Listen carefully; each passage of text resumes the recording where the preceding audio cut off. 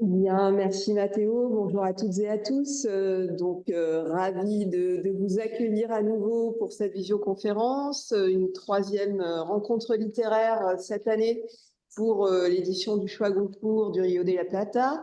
Donc, comme vous le savez, quatre institutions côté uruguayen, quatre institutions côté argentin qui poseront des questions. Donc aujourd'hui, on a la chance d'accueillir Monsieur Éric Reynard, l'auteur du livre Sarah, Suzanne et l'écrivain. Après avoir accueilli Neige Sino et la semaine dernière Jean-Baptiste Andrea, nous avons la chance d'accueillir Éric Reynard. Donc nous savons, Monsieur Reynard, que effectivement le choix Goncourt 2023 a été extrêmement discuté. Et on est ravis de pouvoir vous entendre aujourd'hui, d'échanger avec vous. C'est vraiment un privilège. Merci à vous pour votre disponibilité. Je vous en prie. Donc, sans plus Plaisir. tarder, je vais laisser Mathéo vous présenter un peu plus et on va ouvrir les échanges. Bien, merci Laurence, merci au service culturel de l'ambassade en Uruguay. Nous sommes toujours ravis de partager ces moments d'échange littéraire rio-platense. Je vais présenter Éric Renard, qui n'est plus un auteur confidentiel pour vous, puisque vous avez passé ces dernières semaines à le lire, à vivre dans ce monde en miroir qu'est Sarah, Suzanne et l'écrivain. Éric Renard, vous êtes auteur de nombreux romans, dont Demi-sommeil, votre premier roman chez Actes Sud. Après, vous avez aussi publié Le moral des ménages, Le système Victoria et, entre autres, Cendrillon aussi, qui penche plus, selon la critique, vers l'autofiction. En tout cas, nombreux sont ceux qui voient dans vos écrits une vision critique, par moments désenchantée du monde dans lequel nous vivons, notamment autour des questions de pression économique, de dynamique complexe des couples, tel qu'on le voit dans ce roman. Vous êtes aussi un grand amateur d'art, ce qui transparaît dans vos écrits, notamment on a la figure de ce mystérieux tableau dans le livre et qui se voit aussi dans votre travail d'éditeur de livres d'art.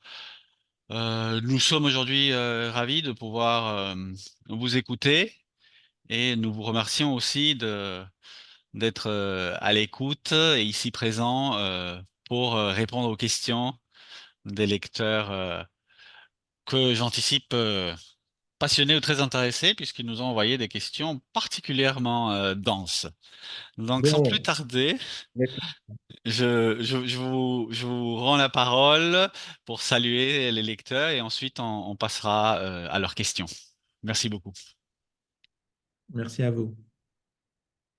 Bien,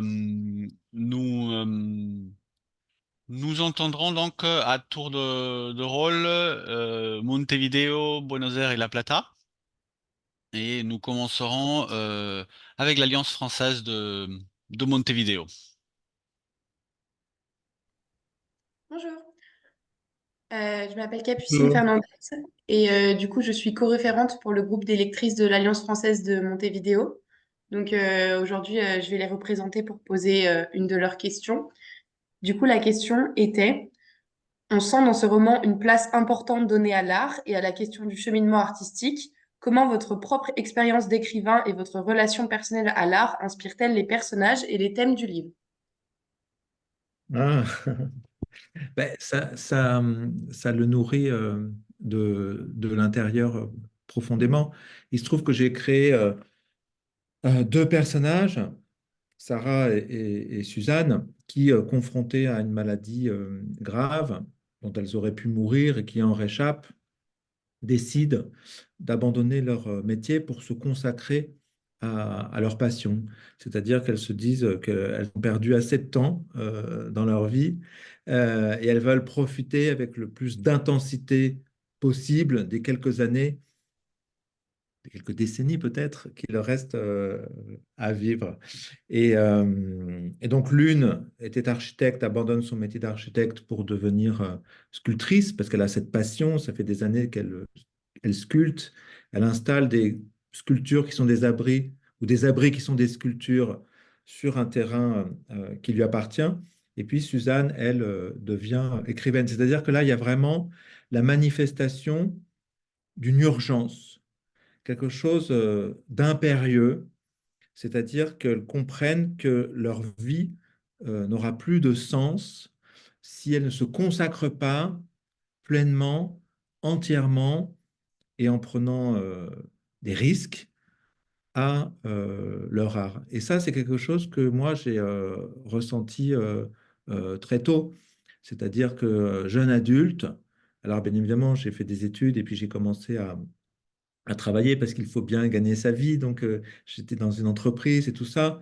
Mais il y avait une profonde angoisse en moi, larvée comme ça, euh, de rater ma vie, de passer à côté de ma vie, si je ne devenais pas l'écrivain que je sentais vivre en moi. Et donc, je me suis donné les moyens voilà, en travaillant la nuit, quand j'étais salarié, le soir, pendant les week-ends, de commencer à écrire mon premier roman. Et puis après, je suis parvenu à devenir freelance pour pouvoir avoir le plus de temps possible pour écrire mes livres. Mais donc, c'était vraiment chez moi quelque chose qui relevait de l'urgence la plus absolue. C'était presque, j'allais dire, une question de vie ou de mort, quoi. C'est-à-dire que ne pas pouvoir devenir écrivain, ne pas pouvoir réaliser voilà, tout ce que je sentais en moi à travers l'écriture, des livres et des formes. Je pense que même si par ailleurs je suis heureux, j'ai une femme que j'aime très profondément depuis longtemps, des enfants, néanmoins, ça va peut-être vous choquer, mais ce n'est, ce n'aurait pas été suffisant pour mon bonheur. C'était vraiment, il y a une très profonde nécessité intérieure en moi euh, par rapport à l'art et à l'écriture. Et c'est ça que je voulais faire apparaître chez mes deux héroïnes.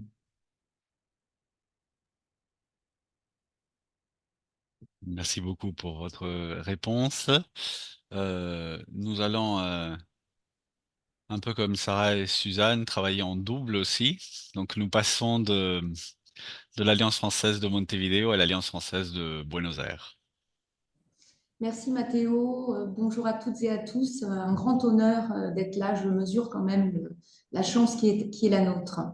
J'invite Luciana à poser une question.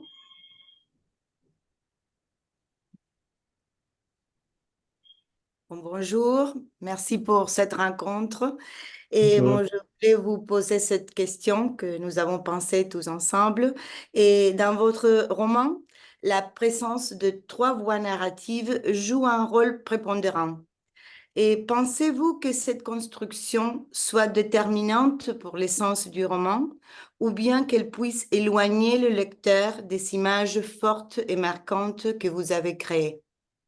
Alors, je, ne- je ne je ne- je ne pense pas qu'elle éloigne le lecteur des images fortes et marquantes.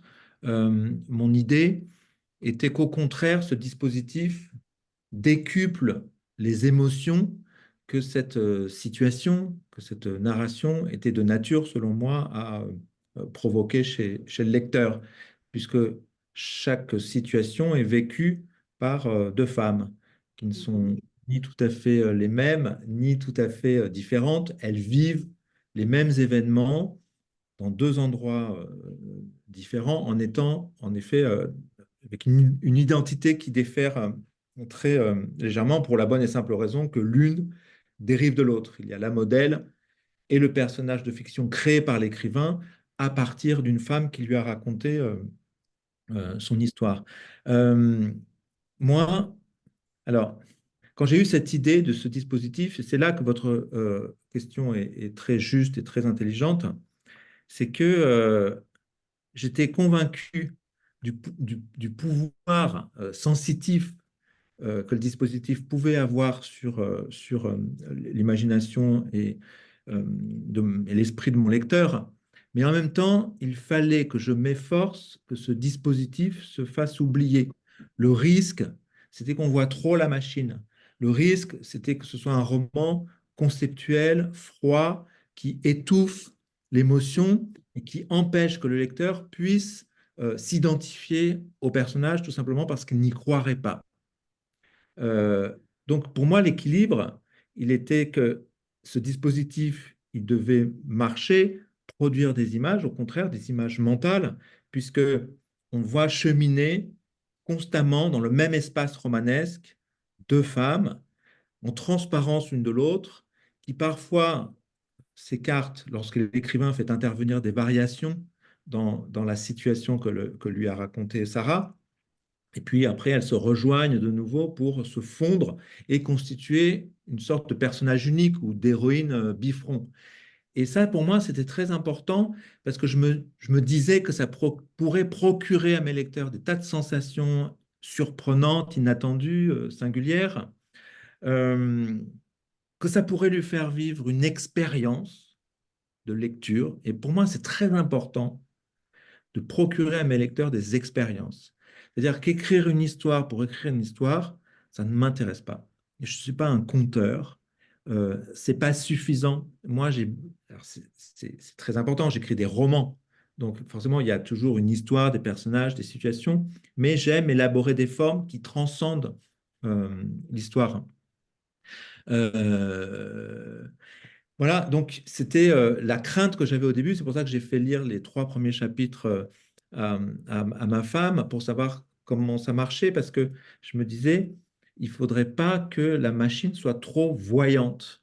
Alors, je pense qu'elle est parvenue à se faire oublier, c'est mon opinion, et qu'il en résulte une sorte ouais, d'image mentale. Et quand j'ai commencé à imaginer ce dispositif, je me disais, si je réussis mon coup, ça va être assez incroyable de voir comme ça une même situation exprimée par deux situations parallèles, mais qui racontent la même chose. En quelque sorte, de faire deux romans en un à partir de la même situation.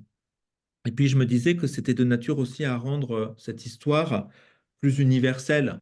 C'est-à-dire le fait de projeter une héroïne dans deux femmes plutôt que dans une seule, euh, ça permet d'embrasser un champ des possibles plus important. C'est-à-dire que qui dit deux points dit une droite, qui dit une droite dit une infinité de points. Donc l'existence de Sarah et Suzanne, d'une certaine façon, induit et présuppose l'existence de beaucoup, beaucoup d'autres femmes qui pourraient se trouver dans des situations un peu similaires, avec les mêmes variations par rapport à Sarah et Suzanne qu'il en existe entre Sarah et Suzanne. Merci beaucoup. Merci.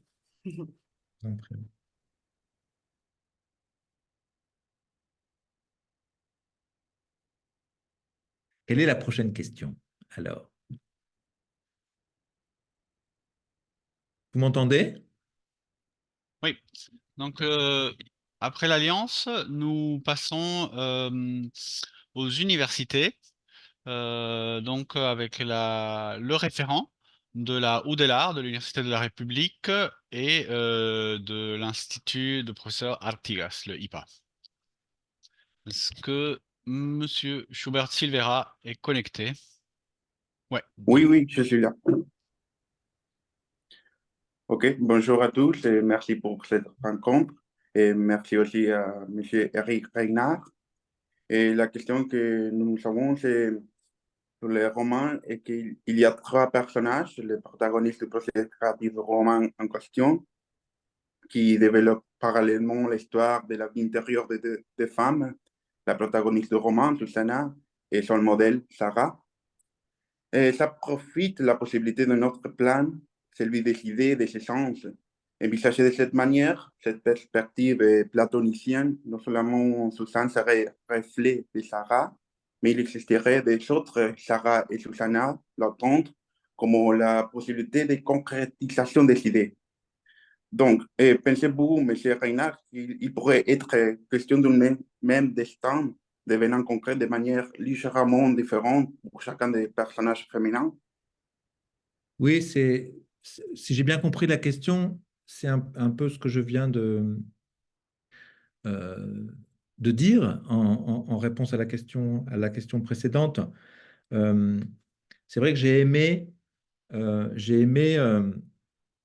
raconter cette histoire par l'entremise de deux personnages de fiction très légèrement différents. Euh, je dirais même qu'ils sont trois, puisque je me suis inspiré d'un mail de 2 pages pour écrire ce livre que m'a envoyé une lectrice en 2017 suite à sa lecture de mon roman La Chambre des époux. Et elle souhaitait m'inspirer un roman par le récit qu'elle me faisait dans ce mail d'une situation qu'elle était en train de vivre.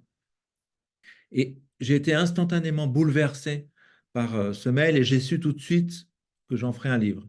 Alors, il se trouve que je l'ai fait quelques années plus tard, puisqu'à ce moment-là, je venais d'entreprendre l'écriture de mon roman Comédie française.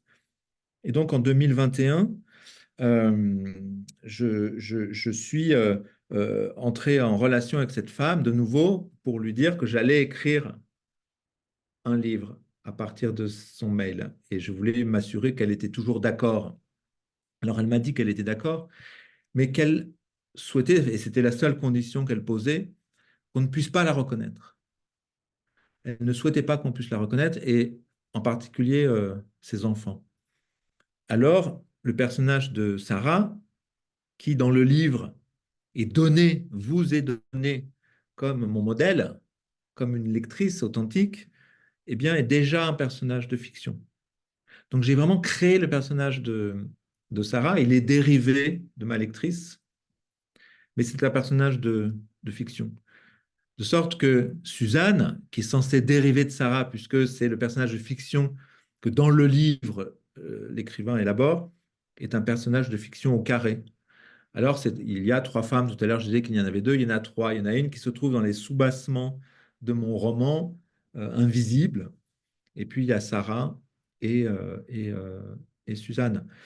Quand j'ai eu cette idée, bien évidemment, tout de suite, je me suis dit que ce qui serait intéressant, et c'était même contenu dans l'idée même, c'était que ces 2 femmes, à un moment, elles allaient bifurquer très nettement. Tout l'intérêt, c'était qu'elles vivent la même chose au début, dans la situation initiale, et dans ses premiers développements, avec des petites variations pour faire jouer mon dispositif. Et puis, je voulais qu'à un moment, leur trajectoire s'écarte radicalement, que Sarah, à partir de la même situation de départ, vive une chose et que Suzanne en vive une autre, euh, étant entendu que la fin du livre, et c'est ce qui s'est passé, aurait 2 fins radicalement différentes, l'une dans le réel et l'autre dans la fiction. Donc ça, c'est tous ces trucs de variation qui m'intéressent depuis toujours. J'ai écrit un roman en 2007 qui s'appelle Cendrillon. Ce sont 4 lignes narratives qui s'entrecroisent et la clé est donnée en 4e de couverture du livre, c'est que serais-je devenu si je n'avais pas rencontré Margot à 23 ans? Et en réalité, le lecteur comprend peu à peu, au fur et à mesure, par des accidents du texte, des anomalies, qu'en réalité, les 4 narrateurs du roman, parce que ce sont 4 lignes narratives qui s'entrecroisent donc, sont chacun impossibles une hypothèse de vie. C'est-à-dire que ces 4 personnes ont la même enfance, la même adolescence, et puis à partir d'un événement décisif vécu lors de leur 18e année, ils prennent chacun 4 directions différentes. On sent que clignotent d'une ligne narrative à l'autre des tas de feux réciproques, comme le disait Mallarmé. Il y a des connivences, ils ont la même culture, le même tempérament, les mêmes lubies, les mêmes obsessions, les mêmes idées fixes, les mêmes attirances, les mêmes dégoûts, tout ça, mais ils sont dans 4 biotopes complètement différents, ils ont 4 vies complètement différentes. Et donc ça, c'est un truc vraiment qui m'obsède. Comédie française, pareil. Vraiment, la problématique, c'était celle du hasard et que deviendrait ma vie si je prenais la rue à droite plutôt que la rue à gauche? Est-ce que si je prends la rue à droite, ma vie en sera changée à jamais parce que je pourrais faire une rencontre qui ne se produirait pas si je prenais la vie à gauche? Voilà. Donc ça, c'est vraiment des choses qui m'occupent tout le temps. Et de fait, on a un peu ça alors, selon des modalités légèrement différentes, mais avec Sarah et Suzanne. C'est-à-dire que c'est une même situation de départ qui, d'une certaine façon, m'inspire deux livres et le lecteur voit s'élaborer deux histoires, en quelque sorte, et deux livres en permanence. Merci. Merci. Nous allons passer à la UBA maintenant, donc l'Université de Buenos Aires. Donc je vois Lucia qui est connectée et qui m'avait dit que ce serait une étudiante qui poserait la question. Alba qui va poser la question. Donc on écoute Alba Alba. González. Vous m'écoutez? Bon. Bonjour. Ah bon. Bonjour Eric. Bonjour. Un grand merci pour cette rencontre. Et bon, je suis partie du groupe de la UVA et je vais vous poser une question qu'on a pensé tous ensemble. On a trouvé intéressante l'inclusion dans votre roman du fragment et du poème Note pour un coquillage de Francis Ponche, que Sarah recopie avec un stylo rotring sur les murs de son bureau et en reprenant sa liberté. Et on pense que l'idée des coquillages à sa taille ne se présente pas seulement dans les désirs de Sarah, mais aussi dans la construction du roman. Il n'y a pas un intérêt à explorer les grands événements, mais il y a un intérêt à les singularités des personnages et ce qui les rend humains. Et on voulait savoir si vous êtes d'accord avec cette interprétation. J'adore cette interprétation. Vous savez, j'ai fait plus de 50 rencontres en librairie et festival, plus toutes les interviews que j'ai données, radio, télévision, presse écrite et tout ça, entre fin août et maintenant. Peut-être que j'en ai fait 60 entretiens comme ça. Et c'est la première fois qu'on me dit ça. Et j'entends un peu toujours, forcément, au bout d'un moment, les mêmes choses. On me pose toujours les mêmes questions. Et il n'y a pas de problème avec ça. J'y réponds toujours avec le plus grand plaisir. Mais là, je dois dire que c'est la première fois qu'on me dit ça. Je n'y avais même, moi, jamais pensé. Mais en effet, il y a quelque chose de très juste. C'est vrai que quand j'ai écrit mon roman L'amour et les forêts, je me souviens avoir dit dans des interviews que ce qui m'intéressait, c'était de faire un grand roman romanesque comme ça, comme une sorte d'épopée, mais à partir du minuscule, à partir de ce qui constitue vraiment nos vies les plus ordinaires. Il n'y a pas de grands événements dans L'amour et les forêts, mais c'est pareil avec Sarah, Suzanne et l'écrivain. On n'est pas là à embrasser des thématiques. Voilà, si tant est que moi je pense que l'intimité et l'intégrité de chacun et le respect de l'intégrité de chacun est une thématique énorme. Vous voyez ce que je veux dire? On est vraiment dans la vie quotidienne.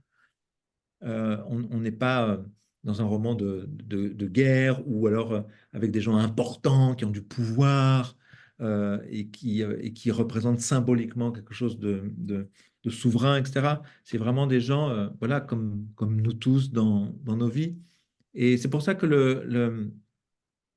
la petite phrase qui au début de mon roman, cette citation de Bresson aussi, voilà, et trouve tout son sens aussi de cette façon-là, c'est-à-dire que vraiment, je pars d'une situation presque domestique, conjugale, très simple, était très concrète.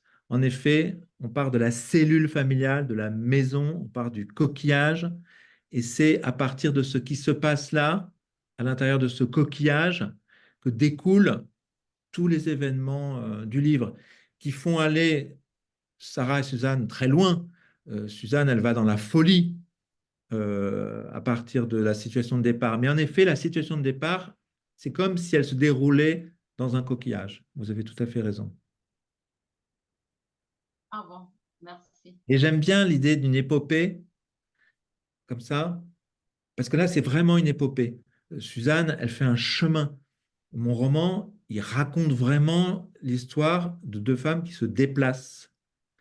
Euh, à un moment, elles ne sont plus, elles sentent qu'elles ne sont plus à leur place là où elles sont, que cette place qu'elles occupent, même si elles les occupent depuis plus de 20 ans, ne seront plus de nature à assouvir leurs exigences ou leurs envies, leurs désirs les plus profonds.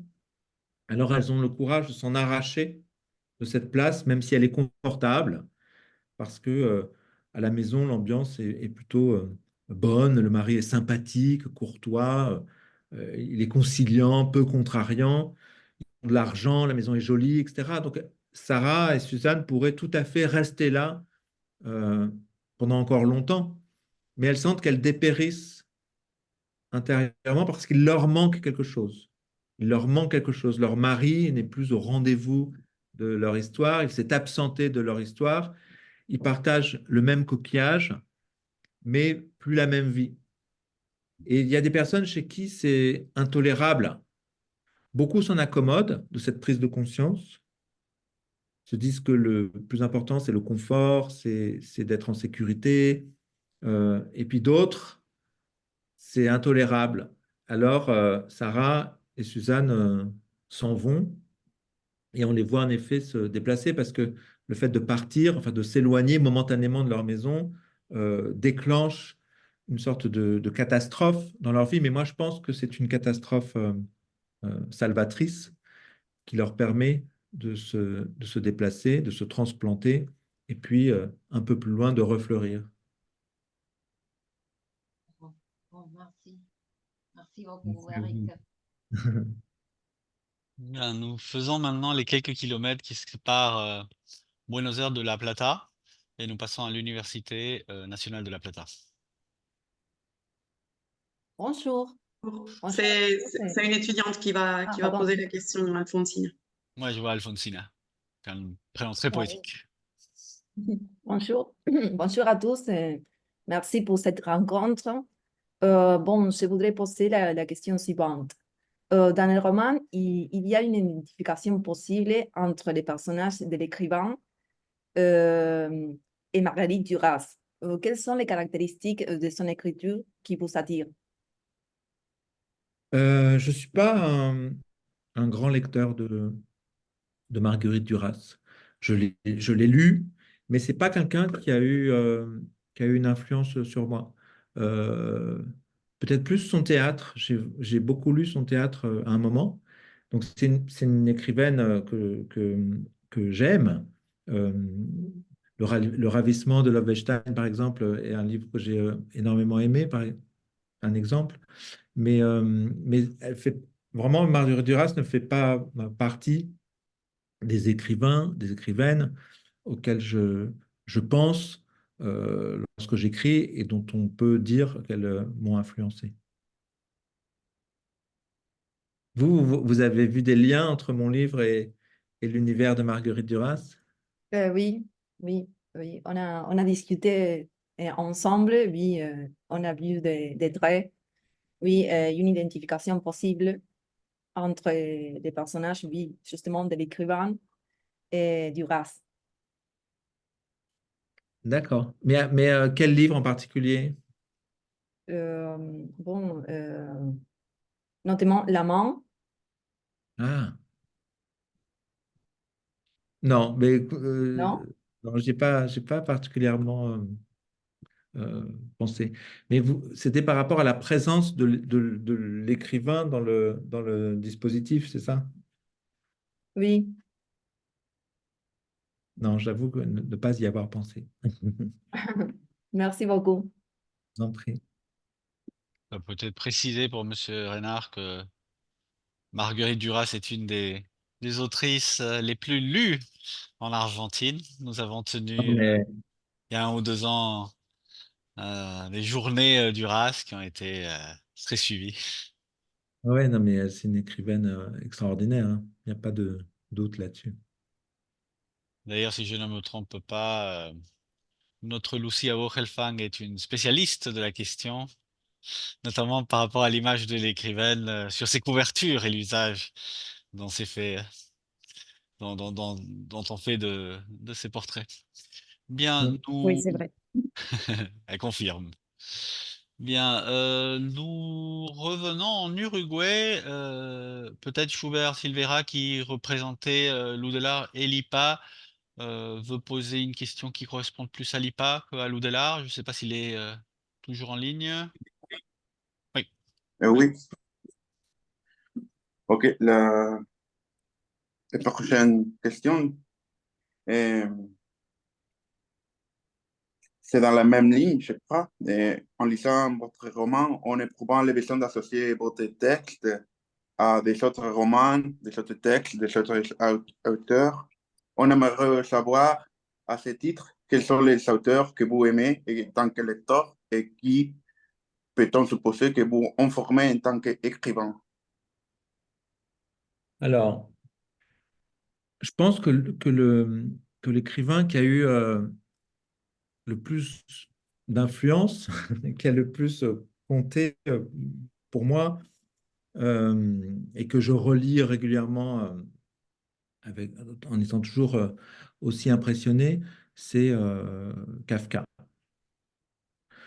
Euh, et ce que j'apprécie chez Kafka et la grande leçon que je retire de la lecture de Kafka, c'est une chose, outre l'écriture, qui est vraiment une écriture incroyablement cérébrale et qui me donne toujours le sentiment de, comme si la grammaire était une sorte de moulin comme ça qui broie de l'intelligence. C'est vraiment de l'intelligence pure qui fonctionne dans la langue et l'écriture de Kafka qui, moi, me fascine absolument. Et, mais une chose, c'est que Kafka, notamment dans le procès, il procède par longues séquences. Chaque chapitre se situe quasiment dans un lieu et avec une scène comme ça qui prend place et se développe. Donc c'est comme s'il y avait une espèce de fantasme dans son écriture et que je peux partager du plan séquence ou du temps réel. Moi, j'adore raconter des histoires par un enchaînement de situations visuelles. Donc, c'est avoir un impact comme ça sensitif sur le lecteur et produire des images. Et ça, chez Kafka, il y a le chapitre dans sa chambre au début, au procès, puis après, il va dans la cathédrale, et puis il y a cette fameuse scène extrêmement longue chez l'avocat, qui est dans son lit, et avec la servante. Et puis il y a quand il est au tribunal, il y a un chapitre, il est au tribunal, et donc il cherche la pièce où il doit y avoir l'audience, il prend tous les couloirs, etc. Ça, c'est quelque chose, moi, qui m'a toujours fasciné. Et je fais un travail de même nature. J'aime beaucoup l'incarnation. Tout à l'heure, je disais que je n'étais pas un conteur. Et c'est vrai que je n'ai jamais raconté d'histoire a posteriori, en quelque sorte, en survolant la chose et en racontant les choses comme si j'étais extérieur. Je, je suis toujours à l'intérieur et je m'efforce toujours de conduire le lecteur vraiment à l'intérieur de la situation, qu'il soit au plus près du corps, des pensées, des sensations de mon personnage et qu'il en résulte des images, des sensations et que ce soit incarné et qu'on soit dans les lieux et qu'on voit les lieux. Ça, c'est quelque chose d'important pour moi et que je retrouve chez Kafka. Chez Kafka, on a tous, j'ai relu America il y a pas très longtemps, le disparu, il m'en était resté, j'avais oublié plein de choses, mais il m'en était resté des images. Il y avait plein d'images. Il y avait il y avait cette femme gigantesque comme ça sur son sofa dans l'appartement. Il y avait cette scène où il court dans la rue et il y a un de ses camarades qui fait le même parcours à l'intérieur de cours intérieures et il se retrouve à un moment au bout de la rue. Plein de choses comme ça. Et dans le même registre, je dirais qu'il y a Dostoïevski. Euh, D'être comme ça, attiré, entraîné dans une espèce de folie humaine et avec le grotesque, le tragicomique, cette espèce d'humour russe que l'on peut trouver aussi chez Bulgakov. Donc j'aime beaucoup ça, une espèce d'intensité comme ça, une recherche d'intensité, de paroxysme et d'être voilà, dans une espèce de folie mentale comme ça que j'aime beaucoup chez Dostoïevski. Et puis, je sais pas, pour finir, j'ai envie de parler d'une femme qui est une contemporaine, qui a eu le prix Nobel, qui est très attaquée en France depuis quelques années. Enfin, depuis qu'elle a eu le prix Nobel, soudain, plein de gens se sont mis à la critiquer. C'est Annie Ernaux. Annie Ernaux, je la lis avec beaucoup, beaucoup, beaucoup d'intérêt, de passion, et je suis vraiment impressionné. Donc depuis toujours en fait, depuis que je suis étudiant, enfin depuis la place, euh, voilà, je lis et je suis vraiment très, très, très impressionné par la précision de sa langue, par les risques qu'elle prend dans la façon dont elle parle d'elle-même, de sa vie avec énormément de simplicité, de rigueur, de rectitude, d'honnêteté, de précision. Elle a un regard très, très aigu. Euh, et j'admire ça, voilà, cette façon qu'elle a de nous donner à voir des moments à voir et à sentir des moments importants de sa vie, comme son avortement quand elle était étudiante, ou une passion qu'elle a vécue avec un homme qui était assez invisible, qu'elle n'arrivait pas à attraper. Et par exemple, dans Sarah, Suzanne et l'écrivain, on assiste, le lecteur assiste à l'éclosion d'un moment de pure autofiction dans le livre. C'est quand l'écrivain se met à raconter cet événement qu'il a vécu lorsqu'il était jeune adulte à Venise, avec cette femme qu'il n'a pas osé embrasser sur un pont alors qu'il était très attiré par elle. C'est quelque chose, ça, que j'avais très, très envie de raconter depuis longtemps, parce que ça a été un événement vraiment fondateur, et ce retour à Paris avec la découverte de l'automne et du sortilège de l'automne. Et j'aurais très bien pu en faire un petit récit autobiographique ou autofictionnel. Je ne l'ai jamais fait. Euh, mais là, à ma grande surprise, c'est dans ce livre, qui pourtant dévolue au récit de la vie de deux femmes, que l'occasion s'est présentée presque par hasard de faire advenir ce récit, qui est donc un récit autofictionnel euh, que j'aime beaucoup. Enfin, je suis heureux d'avoir écrit et on m'en parle, beaucoup de lecteurs m'en parlent de cet épisode vénitien et du retour à Paris. Et voilà, donc là, il peut y avoir l'influence éventuelle d'Annie Ernaux sur ce genre de, d'incursion autofictionnelle. On voit sur l'image l'affiche d'Annie Ernaux qui est à vos côtés, une figure Et tutélaire. je suis chez Gallimard, là. Et donc, en effet, il y a Annie Ernaux. Mais par exemple, son roman Les années est un chef-d'œuvre absolu. C'est un livre qui m'impressionne énormément.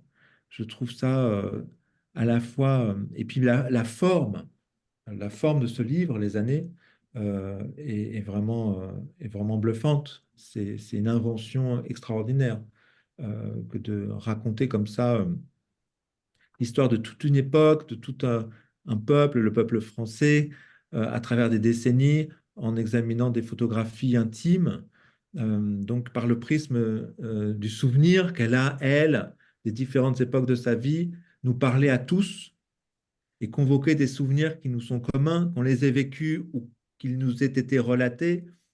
Je trouve ça absolument fascinant. Oui, c'est une œuvre que les lecteurs argentins et uruguayens euh, découvrent maintenant grâce, entre autres, au prix Nobel, puisque petit à petit, les maisons d'édition Tusquets et Cabaret Voltaire s'occupent de, de bien distribuer ces rééditions dans toutes les librairies de la région. Donc maintenant, les lecteurs du Cône Sud se retrouvent dans la même fascination. Nous allons maintenant passer aux lenguas vivas. Et donc, c'est Silvia Maldonado qui va poser la question du groupe. Bonjour, merci. Merci, monsieur. La question, c'est la suivante.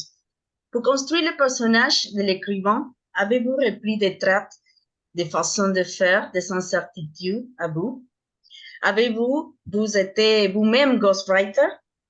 Sinon, comment se construit ce personnage en particulier? Le personnage de l'écrivain. Oui.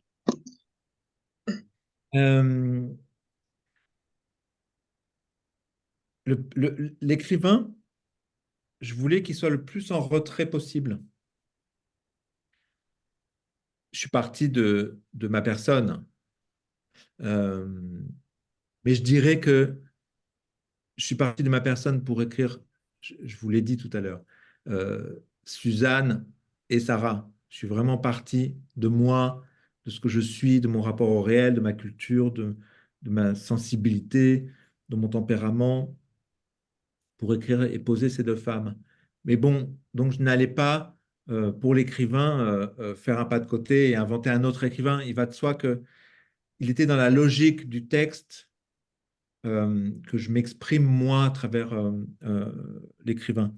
Mais néanmoins, j'avais bien identifié le risque qui était qu'on puisse être gêné par quelque chose d'un peu narcissique dans le fait de me mettre en scène.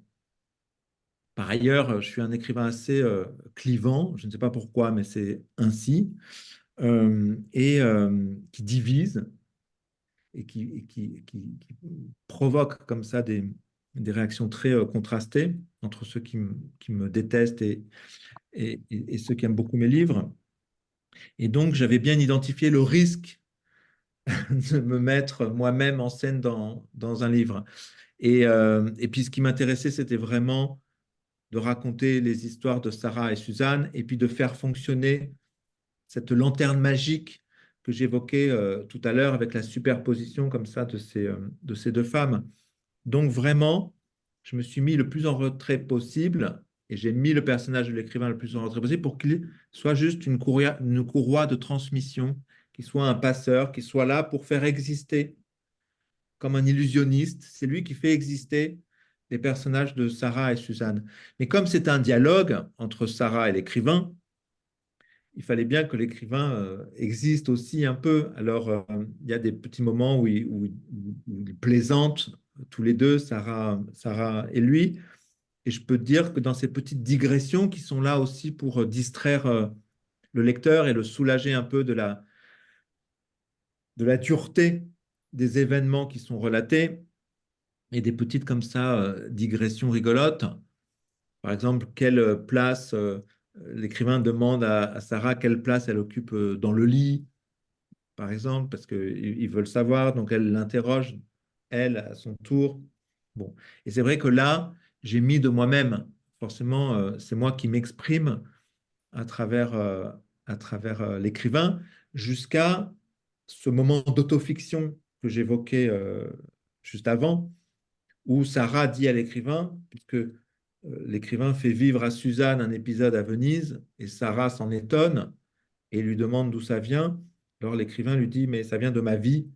Et alors à ce moment-là, Sarah demande à l'écrivain de lui raconter ce souvenir qui fait qu'il éprouve le besoin de faire vivre à Suzanne quelque chose qu'il a lui-même vécu dans sa vie. C'est à ce moment-là qu'il y a cet épisode d'autofiction. Et donc, oui, je peux dire que le personnage de l'écrivain est bâti à partir de ce que je suis moi, mais en essayant d'être le plus discret possible. Merci. Merci beaucoup. Je pense que nous avons fait un premier tour de toutes les institutions. Il nous reste encore quelques minutes. Donc, Du lycée français de ah Montevideo, oui, Mathéo. excusez-moi, comme ouais, ça c'est un lapsus, comme ils avaient des difficultés pour se connecter. Merci pour le rappel. Donc oui, effectivement, il me manquait le lycée franco-uruguayen Jules Supervielle. Je ne sais pas si c'est Thaïs qui posera la question ou s'ils ont réussi à se Oui, connecter. je vais la poser. Je vais poser la question. D'accord, on t'écoute. Bonjour, bonjour Monsieur Reynard. Donc la question du Bonjour. lycée est la suivante. Raphaël Léris, dans Le Monde, a qualifié votre livre de roman légèrement lynchien. Vous sentez-vous effectivement proche de l'écriture cinématographique et de l'univers du réalisateur David Lynch? Alors, il se trouve que j'adore le cinéma de David Lynch, qui est quelqu'un qui m'impressionne énormément. Et je dois dire que quand j'ai eu cette idée du dialogue entre Sarah et l'écrivain et l'idée de faire habiter comme ça deux femmes dans le même espace, comme deux doubles, j'ai pensé à Lynch, forcément. Je me suis dit qu'il allait y avoir quelque chose d'assez étrange, qui allait aussi déstabiliser le lecteur, le mettre dans un espace un peu nouveau, un peu comme dans Mulholland Drive, où on sent qu'on est dans un espace bizarre, hybride. Est-ce qu'on est vraiment dans le réel? Est-ce qu'on est dans le mélange du réel et du rêve? On ne sait pas très bien. Et j'aime ça, moi. J'aime déstabiliser mon lecteur, l'emmener dans des zones un peu troubles et équivoques qui lui font perdre ses repères. Donc, en effet, j'ai pensé à Lynch, tout à fait. Ça ne m'a pas été inspiré par Lynch, mais dès que j'ai eu l'idée, je me suis dit que cette idée était peut-être de nature à produire des sensations euh, proches de celles qu'on peut avoir lorsqu'on voit un film de Lynch.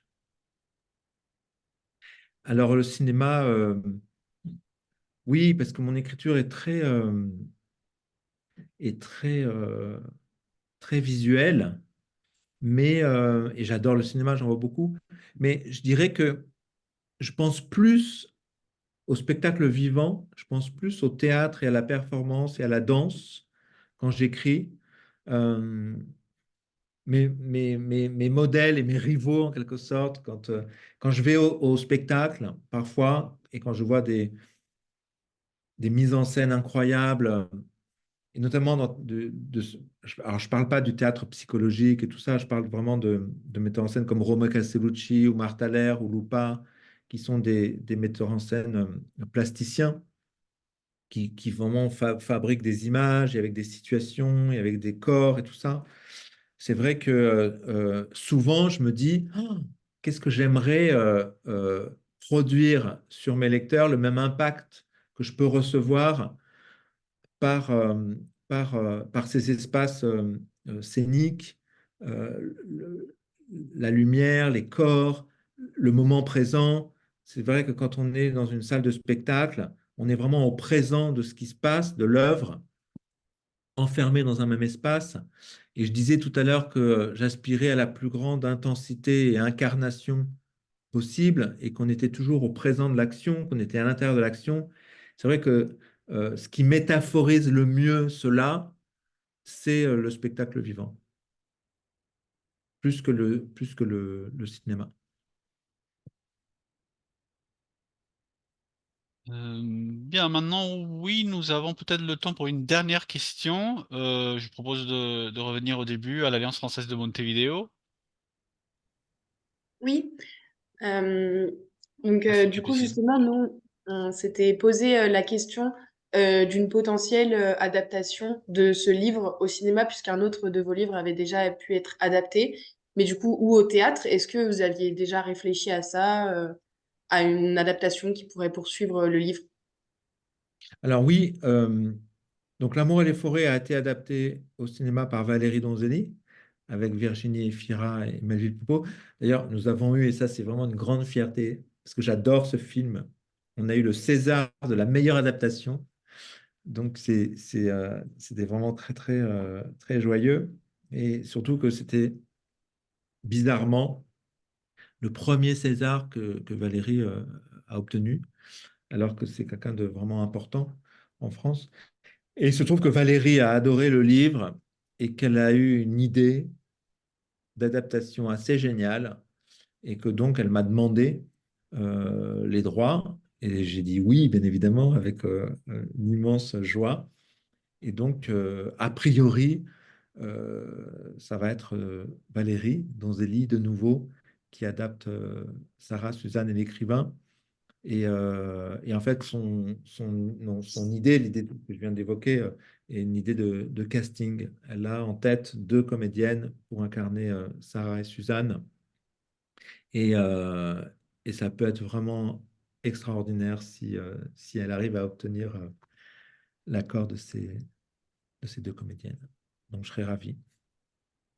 Merci beaucoup. Nous avons hâte de voir le roman transposé au grand écran. Donc là, vous avez une nouvelle juteuse Ouais. pour les Alors, lecteurs. Oui, ce sera pas le prochain film de Valérie, parce que là, elle est en train de travailler sur le scénario de son prochain qu'elle va tourner. Ce sera celui d'après. bien. Donc il faudra avoir un peu de patience. Ça va assez vite. Bien. Donc pour finir cette très belle séance où nous avons parcouru une œuvre qui dialogue avec tous les arts. Nous avons vu le spectacle vivant, le cinéma lynchien, les arts de la scène. Je Et la, propose. et la, Oui. et la poésie avec Francis Ponge. Voilà, donc il y a la fameuse tête de Ponge éclairée aussi. Je propose de laisser le mot de clôture à mes collègues d'Uruguay et je profite pour les remercier à nouveau et vous remercier aussi, Eric Renard, pour votre générosité dans le partage avec les lecteurs. Ah, mais merci à vous. C'est toujours un plaisir de répondre aux questions des étudiants et étudiantes. Je suis ravi. En plus, j'adore l'Amérique du Sud, donc On, j'espère on- pouvoir visiter. on essaiera d'organiser ça. Bien, Laurence, je te cède la parole. Merci Mathéo. Pas grand-chose à ajouter, hein, simplement évidemment remercier Eric. On a eu la chance d'avoir des échanges denses, de voyager en littérature et je crois qu'on a très, très joliment clôturé cette année ces séances d'échange avec les auteurs, avec vous Eric ce matin. Donc on attendra maintenant la délibération du jury pour ce choix Merci. Goncourt du Rio de la Plata. Alors, c'est quand? Alors, c'est Alors, moi, cet hiver. oui, c'est cet hiver. Donc, hiver ici, hein, hiver austral, bien sûr. Mathéo, je crois on a prévu sur notre calendrier on aurait le résultat final autour du mois d'août, début août. Oui, Ça. oui, oui. Donc on laissera les groupes de lecture délibérer encore un peu plus. Et quand le froid sera bien installé, je pense qu'on aura tous une idée bien définie de qui est le lauréat.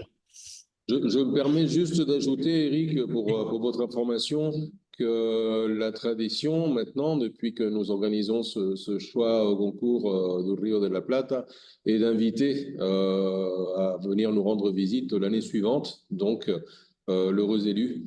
Donc voilà, on vous tiendra bien évidemment informé du résultat de ce choix concours 2024. Sachez que si je suis l'heureux élu, eh bien, j'honorerai cette obligation contractuelle avec beaucoup de plaisir. Merci beaucoup, Eric. Eh bien, merci à tous et à toutes. Donc, on se retrouve dans quelques temps pour cette délibération finale. Et voilà, on a été ravis encore de cette rencontre ce matin. À très bientôt. Merci à tous. Merci, moi aussi, j'étais content. Merci. Au revoir. à Au tous. revoir. Au Merci revoir. Eric. Merci, au revoir.